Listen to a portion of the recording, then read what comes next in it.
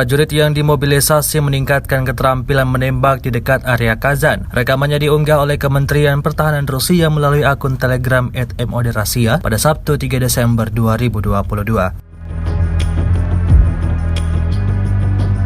Prajurit yang dimobilisasi meningkatkan koordinasi tindakan dan pelatihan individu saat melakukan penembakan pertempuran malam dari senjata standar sebagai bagian dari regu. Selama pelatihan, mereka menembak ke berbagai jenis target pelatihan yang meniru tenaga dan peralatan musuh pada jarak 100 hingga 400 meter.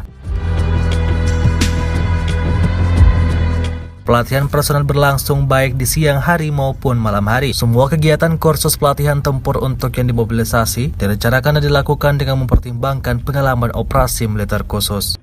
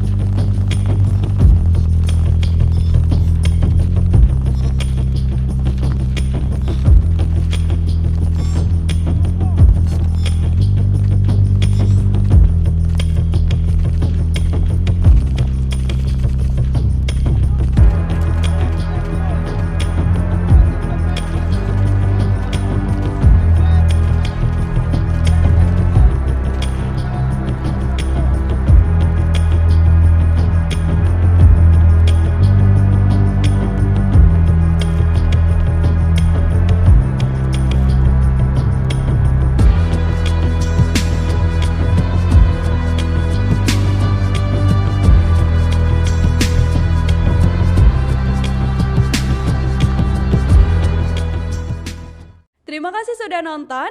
Jangan lupa like, subscribe, dan share ya.